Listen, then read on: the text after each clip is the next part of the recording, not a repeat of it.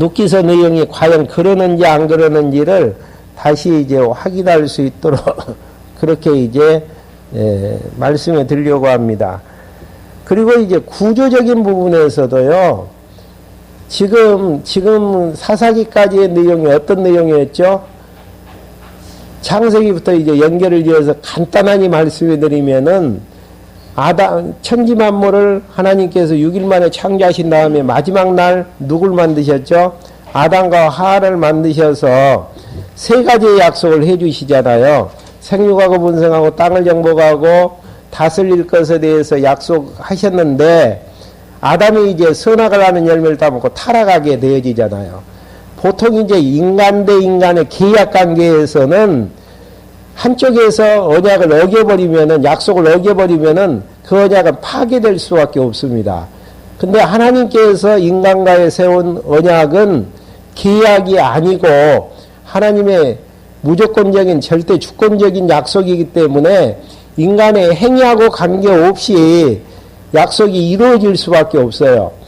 근데 이제 둘째 아담 예수 그리스도를 통해서 약속이 이루어지는 과정이 길기 때문에 그 중간에서 아브라함과 이삭과 야곱에게 열조와의 언약을 하시고 그 언약이 이제 이루어지는 확증을 통해서 둘째 아담 예수 그리스도를 통해서 반드시 첫째 아담과의 언약이 이루어진다라는 사실들을 확증해주는 내용이 열조와의 언약이고, 지금 이제 창세기 37장부터 전개되어지는 3대 언약 가운데서, 열조와의 3대 언약 가운데서 첫 번째 언약인 하늘의 별처럼 바다의 모래알처럼 많은 자녀를 주시겠다라고 약속하셨던 그 약속이 민수기서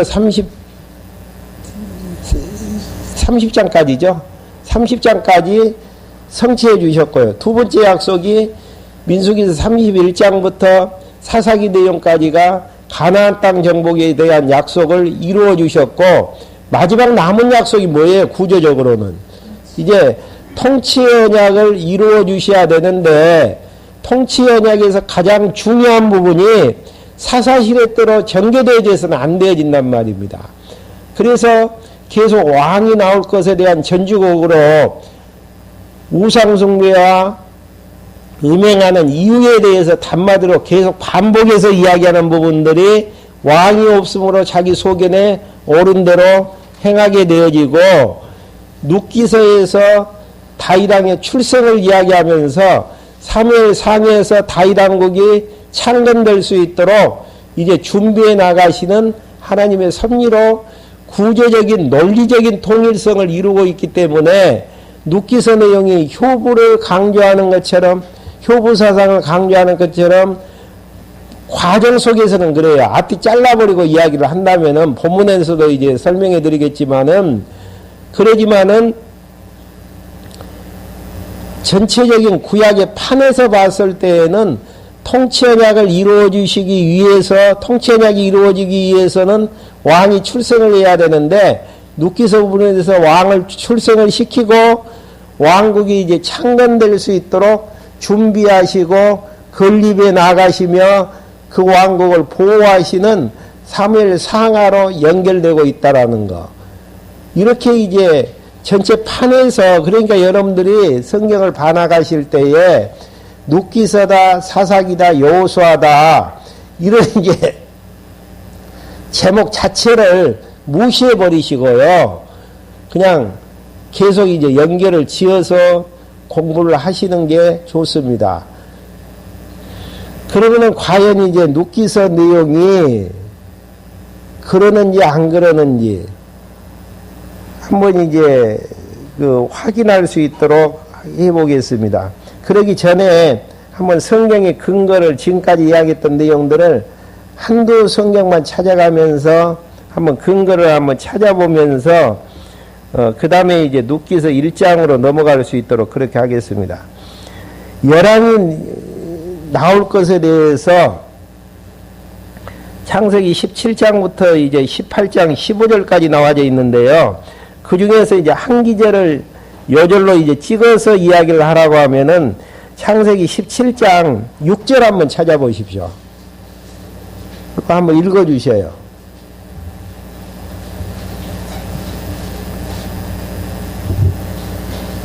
내가 너를 심히 번성하게 할 것이니 너를 통하여 민족들을 이루고 왕들이 너로부터 나올 것이고. 예. 아브라함의 후손에서 왕들이 나올 것에 대해서 약속해 주셨는데 더 구체적으로 어느 12지파 중에서 어느 지파에서 왕이 나아질 것인가? 창세기 49장 10절 유다 지파에서 나아진다라고 이제 이야기하는 부분들이 창세기 49장 10절 한번 읽어주셔요.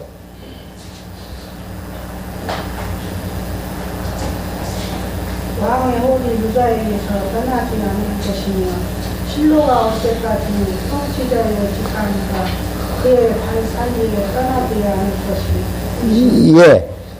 야곱이 12지파에게 12아들에게 축복을 해주시면서 왕은 그 아브라함에게는 17장 6절에서 많은 자손들 가운데에서 너 자손 가운데에서 왕이 나올 것을 약속해 주셨고 더 구체적으로 어느 지파에서요? 유다 지파에서 나올 것을 약속을 해 주시면서 마태복음 1장 1절에 보면은 아브라함과 다윗의 자손 예수 그리스도의 세계라는 그 계보를 이야기하면서 마태복음 1장 5절 6절에서 눕기서 내용이 담고 있는 부분이 나아지죠. 한번 읽어보시렵니까? 마태복음 1장 5절 6절. 상동은 라합에게서 보아스를 낳고 보아스는 룰에게서 오벳을 낳고 오벳은 이새를 낳고 이새는 다윗왕을 낳았다. 거기에 나오는 룻이 지금 눕기서에 나아지는 룻하고 동일 인물이에요. 네. 다윗왕이 나아지는 과정들을 그리게 되어지면서 다윗왕을 나아지는 과정을 그리는 이유는 뭡니까? 예수 그리스도가 출생하신 것을 지금 계보를 통해서 확증하는 작업들이잖아요. 근데 거기에 5절 6절에 나와 있는 룻과 보아스 사이에서 이제 오벳이 나아지는 이런 이제 계보의 내용이 지금 오늘 공부를 살펴보고자 하는 룻기서에 나와 있는 룻하고 동일 인물이라는 이야기예요. 그러니까 구조적인 부분에서도 성경적인 근거를 가지고 정리를 한다면은 룻기서는 당연히 효부사상 쪽으로 접근을 해서는 안 되어지고 다윗왕 출생 쪽으로 접근을 해 나가기 위한 내용으로 의미를 부여할 수가 있는데 그 일을 누가 하신다라는 이야기입니까? 여호와 하나님께서. 누구의 약속 들어요? 아브라함에게 왕이 태어날 것을 약속해 주셨고 아브라함의 후손 가운데에서도 유다 지파에게서 왕이 나올 것에 대해서 약속을 한 그 약속의 근거에서 1장 1절에 보면 사사들이 다스리는 때에 그 땅에 기근이 들었다. 유다 베들레헴의 한 사람이 그렇게 이제 유다를 언급을 하고 있는 부분들이죠. 그러니까 지금 성경신학적인 입장에서 룻기서가 다윗의 왕의 출생을 그리는 것은 너무 이제 분명한데요. 그 부분을 이제 출생을 이야기하는데 먼저 이제 1장부터 2장까지가 다윗의 출생을 준비해 나가시는, 누가 준비해 나가신다라는 이야기예요? 여호와 하나님이. 그러니까 주제를 더 선명하게 이야기를 하면은 다윗왕의 출생 준비보다는 다윗왕의 출생을 준비하시는 여호와 하나님. 그렇게 이제 정리를 하시면 됩니다. 그 이 주제는 다윗의 출생, 다윗왕을 언약대로 출생케 하시는 여호와. 그러니까 우리가 이제 성경을 봐나가는 마지막 의미부여의 쟁점은 하나님이 어떠한 분이신가를 알게 하기 위한 내용들인데, 앞에서 아브라함에게 왕 나올 것을 약속해 주셨고 유다 지파에게서 왕이 오리 떠나지 아니할 것을 약속하신 하나님께서 그 언약대로 다윗 왕의 출생을 준비케 하신다라는 거. 근데 준비케 하시는 과정이 소설과 같은 그런 내용들로 섭리해 나가신다라는 것들을 확인할 수 있습니다.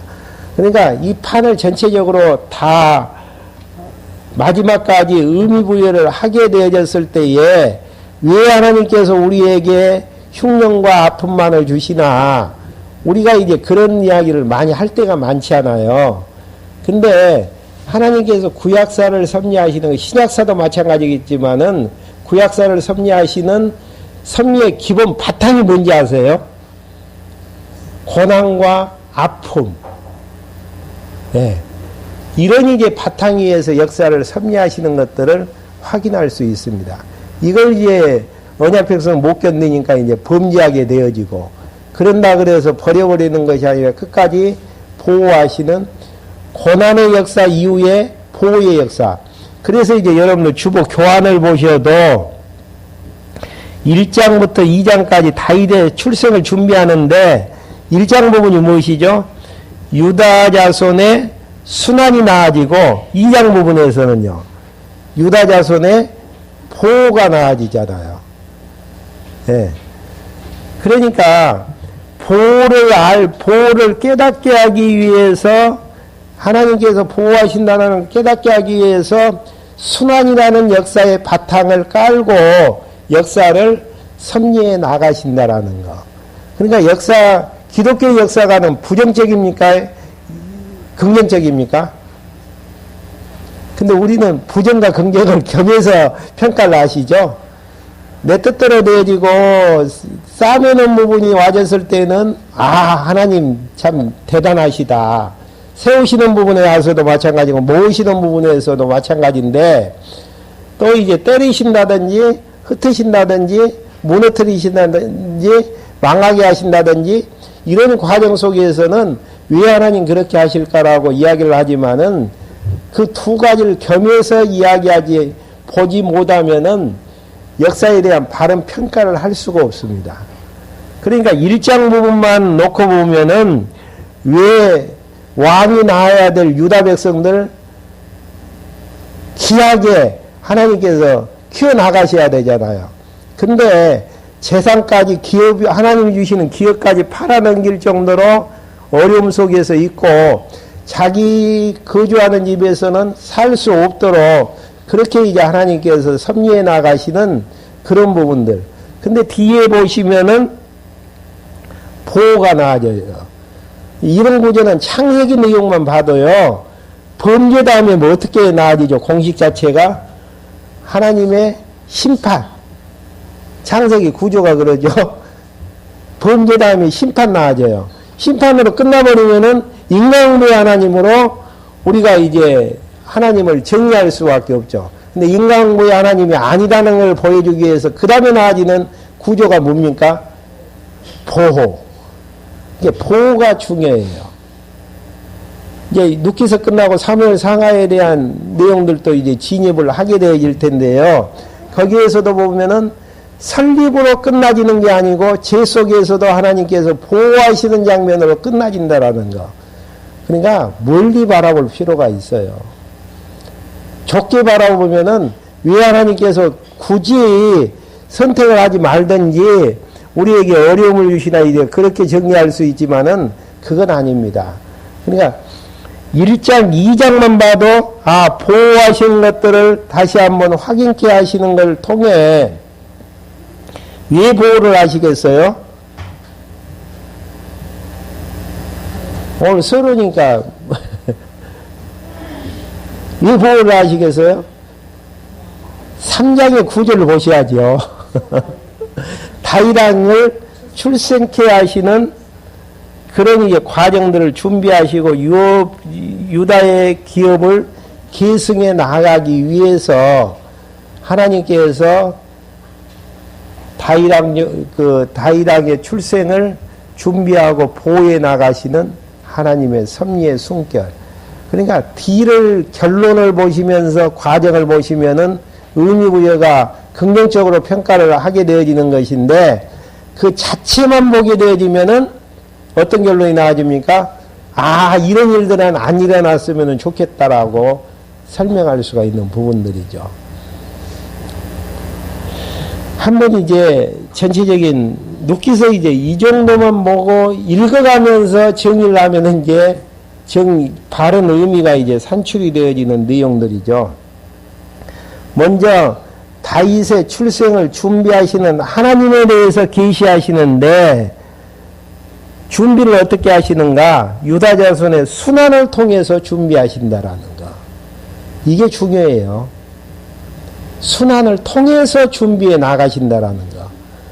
꼭 하나님께서는 이런 방법 아니고서는 준비가 안 되기나, 물론 할 수 있어요. 다윗왕 좋은 상태에서도.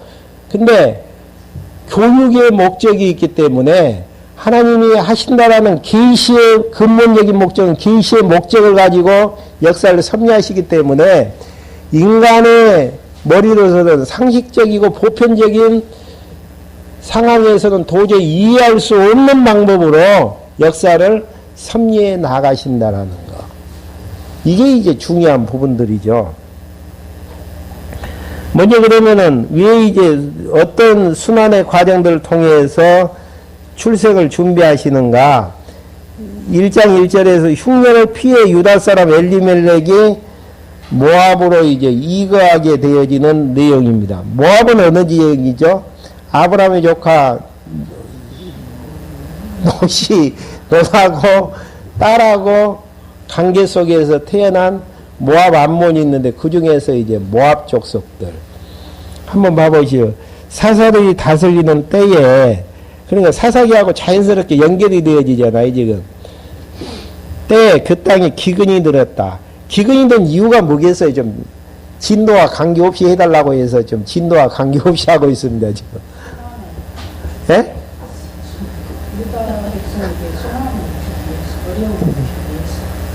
그러니까 그 직접적인 동기가 있을 거 아니에요. 사사시대 때 지금 진행되어지는 부분이거든요. 하나님께서 사사시대는, 사사기는 어떤 내용이었습니까? 소견에 행하게 되어졌을 때에 하나님 등지고 불순종하게 되어지면은 하나님께서 이방대적을 통해서 아픔을 주시기도 하고 또 회개하고 하나님 앞에 돌아오면은 다시 사사를 통해서 회복해도 하시고 이게 이제 사사기에서 하는 시험이었고요. 또 범죄하고 있을 때에 어려움도 주셔요. 깨닫게 하기 위한 방편으로. 그러니까 여기에서는 유다 백성들이 범죄하고 우상을 섬기고 그렇게 이제 되기 때문에 어려움을 이제 기근을 주셨다라고 배경을 설명할 수가 있는 부분들이죠. 유다 베들레헴의 한 사람이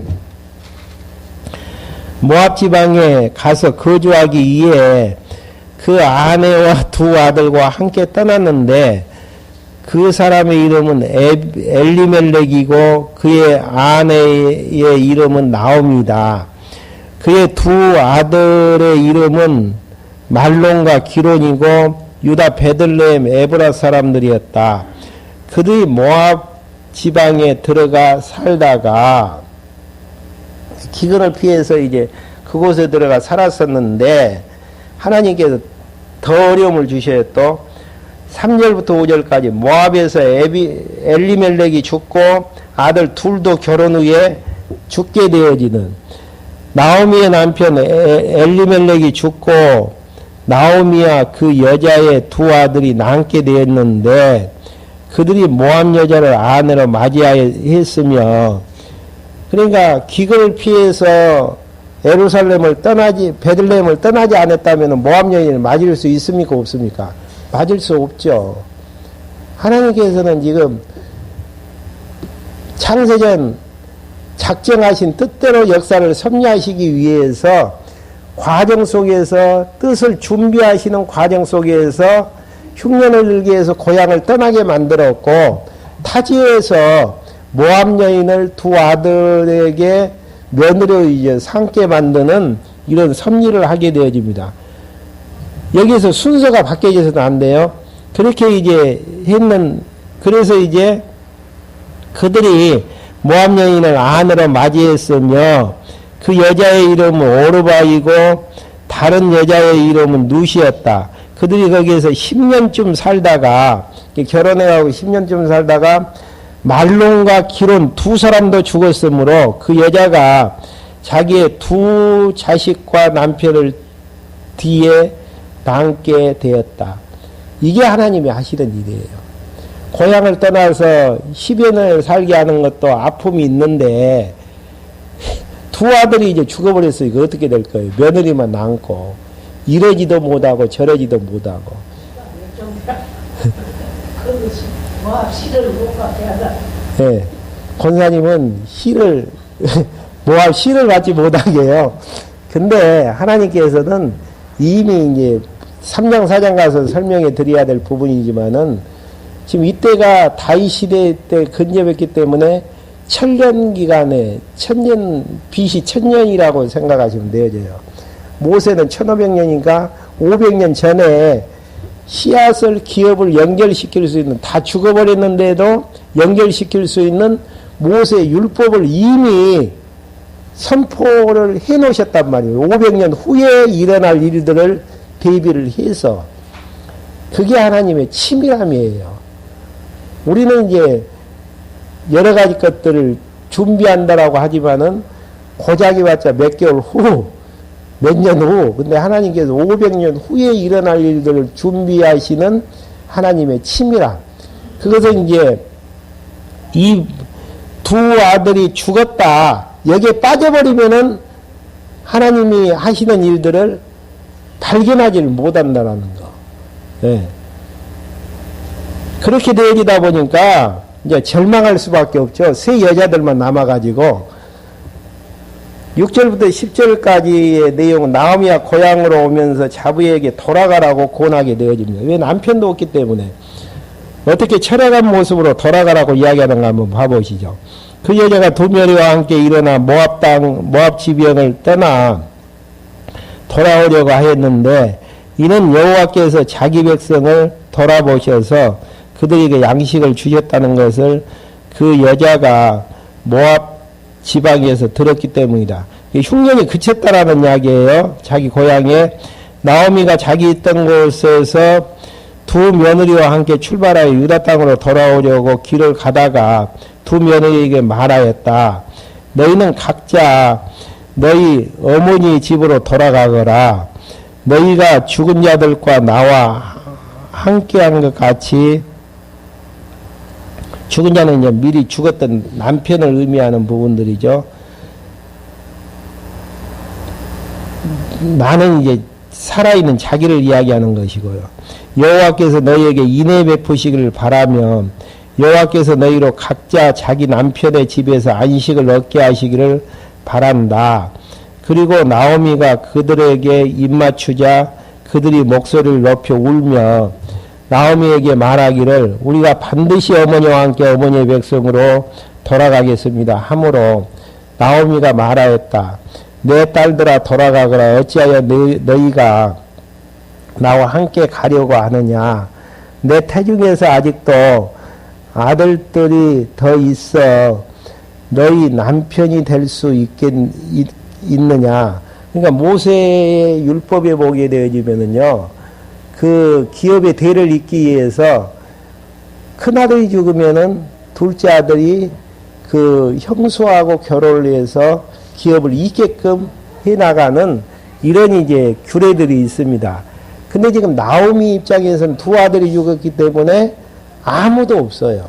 절망적인 상태죠. 그래서 지금 그 이야기를 하는 것이죠. 내 딸들아 돌아가거라. 나는 남편을 두기에 너무 늙었다. 가령 내가 너에게 소망이 있다고 말하거니와 내가 오늘 밤에 남편을 맞아들여 아들 낳았다 하더라도 너희가 어찌 그들이 자라기까지 기다리겠느냐. 그러니까 인간적인 면에서는 기업을 잇고 대를 이을 수 있는 방법은 지금 세상에는 아무것도 없는 절박한 현실임을 지금 묘사하는 부분들이죠. 너희가 어찌 남편 두지 않고 살아가겠느냐. 아니다.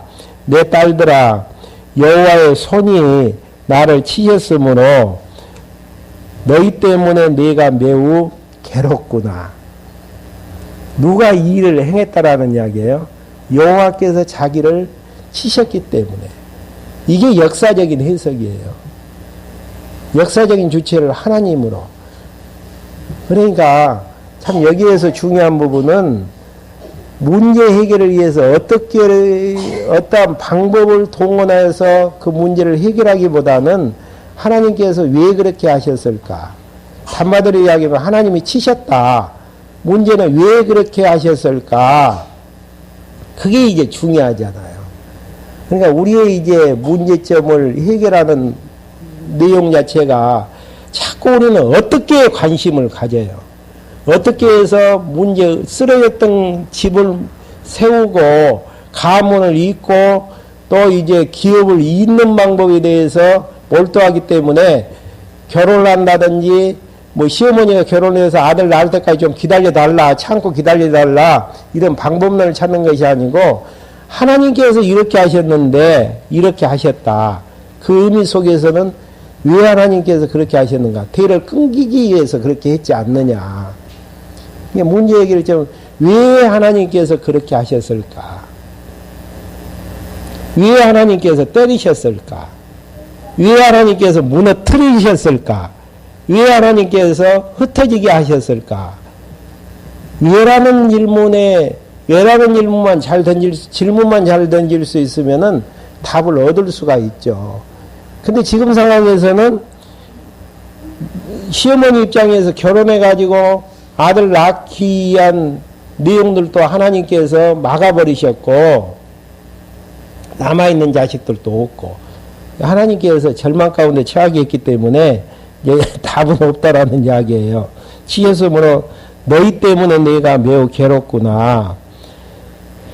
그 여자들이 목소리를 높여 다시 울었다. 오르바는 자기 시어머니에게 입맞추었으나 룻은 시어머니를 붙잡았다. 오르바의 선택이 지혜스럽습니까? 룻의 선택이 지혜스럽습니까? 인간적으로 봤을 때요. 오르바는 지혜스러운 현명한 여인일 것이고요. 룻은 아주 머리가 잘 돌아가지 아니하는 미련한 그런 이제 여자로 치부할 수가 있잖아요. 근데 하나님께서는 앞뒤 계산 없이 절망 가운데에서 했던 룻의 선택에 하나님께서 거기에 하나님의 뜻이 있단 말입니다. 근데 왜 이런 마음을 주시는지 하나님이 하시는 일이라니까요. 근데 우리는 절망이 있으면은 주저앉아 버리고 어떻게 하면은 조금이라도 소생을 시킬까 여기에 관심이 있는데, 순환을 주시는 분이 하나님이시다면은 순환을 통해서 문제를 해결하시는 분이 하나님이라는 사실들을 정리하지 않으면 안 된다라는 이야기죠. 야, 문제를 누가 주셨는가, 왜 주셨는가, 주체를 알아야 돼요. 근데 나오미는 여호와 하나님께서 자기를 괴롭게 하기 위해서 그렇게 한 것이고, 지금 여기에서 오르바나 룻도 그 이야기를 듣게 되어지죠. 근데 룻은 하나님께서 해나가시는 일들을 알았는지 못 알았는지는 모르겠지만 그런 마음이 생겨지는 데에서 떠나지 않겠습니다. 근데 오르바는 입맞추고 떠나게 되어지는, 이게 하나님이 하시는 거라니까. 그러니까 시어머니 입장에서는 마음대로 못 하잖아요. 제발 나 고향에 돌아가서 외로우니까 집도 다 팔아버리고 왔는데, 기업도 팔아버리고 왔는데 나와 함께 어떻게 하든지 한번 해보자. 이게 방법론이라니까요. 근데 하나님께서는 나오미 마음속에서 다 떠나가라. 며느리 입장에서도 그렇게 소망이 없다라고 이야기를 했는데 하나님의 백성이 되겠다라고 따라와지는 건 누가 막겠습니까? 막을 수가 없잖아요. 그러니까 나오미가 어떻게 하죠? 당신은 너는 나와 함께 가자지. 그렇게 이야기하는 게 아니고, 나오미가 말하기를, 보아라 내 동서는 자기 백성과 자기 신들에게로 돌아갔으니 너도 내 동서를 따라 돌아가거라 하니, 누시 말하였다. 저는 어머니를 떠나고 그 어머니를 따르지 말며 돌아가라고 강요하지 마십시오. 어머니께서 가시는 곳에 저도 가겠고 어머니께서 주무시는 곳에 저도 자겠습니다. 어머니의 백성인 저희 백성이며 어머니의 하나님이 저의 하나님이십니다. 하나님이 비록 괴롭게 했고 힘들게 하신 하나님이지만은 나는 그 하나님 의지에서 어머니를 따라갈 것입니다라고 이야기하게 되어지는 이것이 인간적인 방법론 가지고 되어질 부분이 아니다니까요. 그러니까 나오미는 며느리가 오지 말라고 하는데도 따라오니까 함께 갈 수밖에 없어요. 그래야만 하나님의 뜻이 이루어질 수밖에 없기 때문에. 그리고 가겠다고 하는 며느리는 사정에서 붙잡지 아니하고 이게 이제 하나님이 하시는 뜻에 순응하는 방법입니다. 그러니까 여기에서 이제 엘리멜렉의 기업을 일으키는 하나님의 섭리를 통해서 다윗왕이 출생을 하게 되어지는 것인데요. 사정한다고 되어질 부분은 아니잖아요. 사정 안 한다고 밀쳐낸다 그래서 또 안 되어질 부분도 아니잖아요. 모든 것들은 하나님이 정하신 뜻대로 되어진다는 거. 그게 하나님을 여호와로 믿는 신앙의 힘이죠. 그러니까 방법론 써서는 안 돼요. 아, 이렇게 하면 될 것 같고 저렇게 하면은 제가 좋아하는 시편 가끔가다 봉독하는 여호와께서 집을 세우지 아니하시면 세우는 자의 수고가 어때며 여호와께서 성을 지키지 아니하시면 파수꾼의 경성함이 허사로다. 아무리 성을 지키려고 몸부림쳐도 하나님이 무너뜨리시기로 작정해 놓으시면 무너질 수밖에 없어요. 아무리 파수꾼 세워서 지켜도 하나님께서 구멍 4개에서 무너뜨리시면 어쩔 수 없단 말입니다. 베들레헴 땅에 오는 환란을 어떻게 막아요? 기근을 어떻게 막느냐의 그 이야기입니다. 하나님께서는 그 일을 통해서 룻을 베들레헴으로 돌아오게 하시는 준비 작업들을 하시는데 그 일을 위해서 떠나게 만드시는데 두 아들을 죽게 만들고 남편을 죽게 만드는데 아버지가 있으면 또 안 되지잖아요. 남편이 있으면 다 남자들은 이 땅을 떠나가게 하시는 하나님의 섭리. 그러니까 하나님 관점에서 역사를 해석하지 않는 이상에서는 참 이 땅은 미치지 않고서는 살 수 없는 이 땅이죠. 어쩔 수 없어요. 근데 하나님 편에서 생각을 하면은 기다려 보면은 왜 하나님께서 그렇게 하셨는지에 대한 답을 얻을 수 있는 거란 말입니다.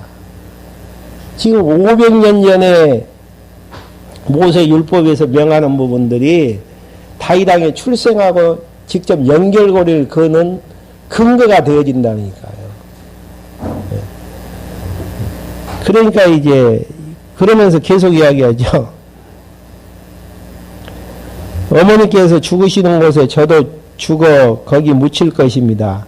만일 죽음 외에 어떤 것이라도 저와 어머니 사이를 나눈다면 여호와께서 저기에 벌 내리시고 더 내리시기를 원합니다. 이렇게까지 강경하니 죽음 외에는 어머니와 나 사이를 나눌 수가 없습니다. 이 마음 누가 주시겠어요?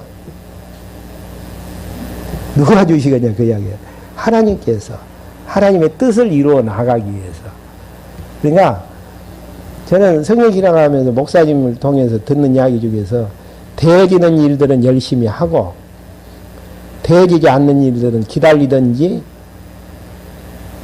포기를 하든지 그게 답이에요. 안 되어지는 거 환경 맞추려고 머리 터져나가 버려가죠. 인원수 모아가지고 하려고 한다면 머리 터지버려가죠. 근데 나오미는 지금 누까지 다 밀어내려고 했는데도 죽음을 불사하고 따라오겠다고 하는데 누가 막겠습니까? 막을 수가 없는 부분들이죠. 이게 하나님이 하시는 일들이니까. 무엇을 위해서요? 다윗왕의 출생을 위해서 준비하시는 하나님. 하나님만 바라보는 거예요. 이 어려운 문제가 있었을 때 방법론 가지고 문제를 해결하기보다는 조용하니 머리 숙이고 왜 하나님께서 그렇게 하셨을까? 너희들이 하는 게 아니고 하나님께서 하신다라는 것을 알게 하기 위해서. 이런 작업들을 교육의 효과를 하려면 1년이면 교육의 효과가 있겠잖아요. 근데 몇 년 동안을 모압당에서 거하게 만들어요? 10년 이상을. 이게 하나님이 하시는 일들이다.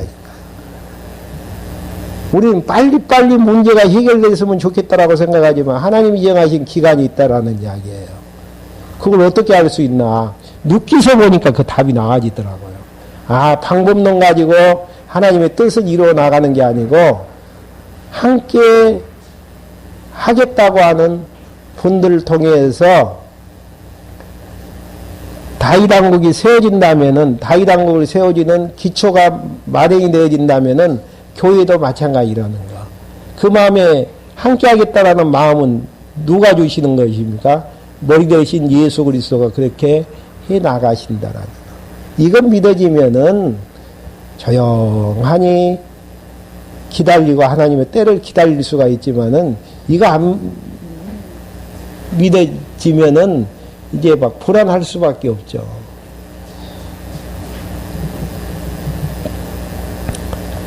그렇게 이게 강하게 나오니까 나오미가 누시 자기와 함께 가려고 굳게 결심한 것을 보고 그 여자에게 더 말하지 않았다. 그러죠. 하나님이 함께 할 수 있는 마음을 주시는데 나오미가 이야기하지 않았고 오르바는 간다고 하니까 붙잡지 않았고, 그러니까 붙잡고 함께하고 하는 차이는 함께하자고 하는 누다고는 함께할 수 있지만 오르바는 이미 간다라고 했기 때문에 사정하지 않잖아요. 하나님의 일은 사정해갖고 될 문제는 아니에요. 하나님께서 대기하시는 일들은 마음에 감동을 줘서 함께하는 마음을 주시지만은, 그러니까 누드 입장에서는 그렇게 할 수밖에 없잖아요. 하나님께서 자기를 통해서 다윗 왕을 출생할 준비를 해 나가시는데, 그리고 두 사람이 길을 떠나 베들레헴에 이르렀다. 그들이 베들레헴에 도착했을 때 온 성이 그 여자 때문에 들썩였으며, 여자들은 이 사람이 나옴이냐 말하고 말했다. 나옴이라는 게 기억으로 보면은 무슨 뜻이죠? 기쁨이나 환이라는 뜻이 있거든요. 근데 나오미가 그 여자들에게 말하기를 전능하신 하나님께서 나를 괴롭게 하셨으니 나를 나오미라 하지 말고 뭐라고 하라는 이야기예요? 말하라 부르고, 말하는 니은번을 보시면은 괴로움. 그러니까 무슨 희락이고 기쁨이냐, 나오미라는 이름 말하라고 불러라. 괴로움이다. 왜? 하나님께서 괴롭게 하셨기 때문에. 괴롭게 하셨으면은 괴로움 당하면서 사는 것이고요. 기쁘게 하셨으면은 기쁨 가지고 사는 것이고, 남편하고 결혼했을 때도 기쁨이겠고 두 아들 낳았을 때도 기쁨이었겠잖아요. 근데 다 잊어버린 상태에서 무슨 기쁨이 있겠습니까? 희락에서 괴로움으로. 그러면서 내가 풍족하게 떠났으나 여호와께서 나를 텅 빈 채로 돌아오게 하셨는데 어찌 나를 나오미라고 부를 것이요. 여호와께서 나를 징별하시고 전능하신 분께서 내게 재앙을 내리셨어라고 하였다. 하나님께서 공고한 날 주시면은 그냥 고개 숙이면서 기도하면서 사는 길밖에 없어요. 그리고 하나님께서 형통한 날 주시면은 찬송하면서 살아나가는 것 밖에 없는 것이고, 근데 내가 그것을 시간을 단축해서 조금이라도 고통 적게 받으려고 하면은 그게 이제 머리골치가 아픈 일들로 이제 진행이 될 수밖에 없는 내용들이죠. 어떻게 아나? 눕기 보니까 알 수 있는 것 아니겠습니까? 왜 고향 떠나서 10년 동안 남편이 죽었는데도 살게 하는가?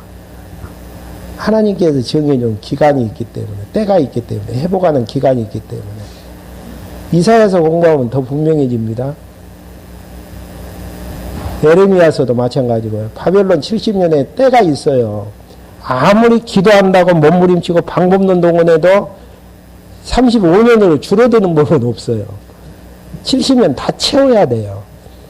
왜 그래야 되는가? 하나님께서 여호와가 되어주시기 때문에 정하신 대로 할 수밖에 없다라는 거.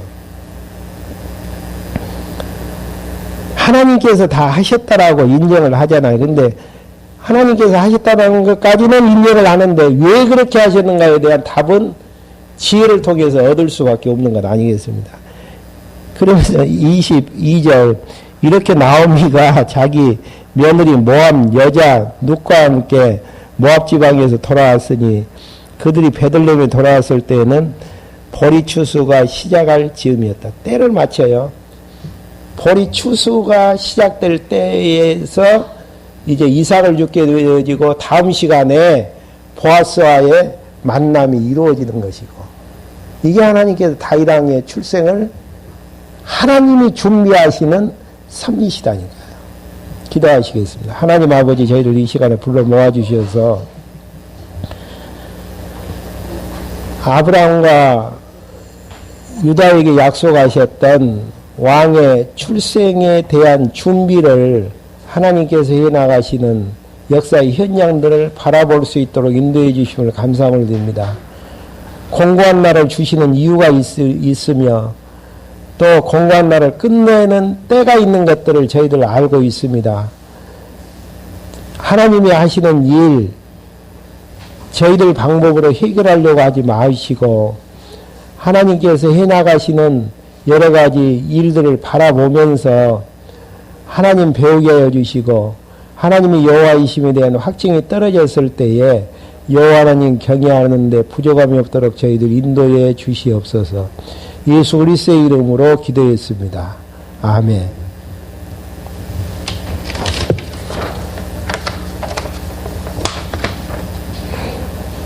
453장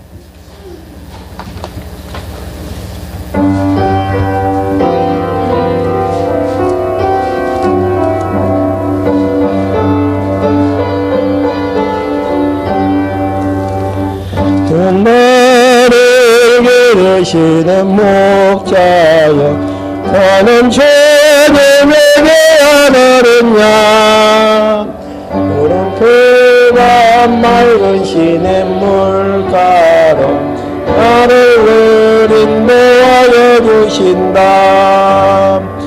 주는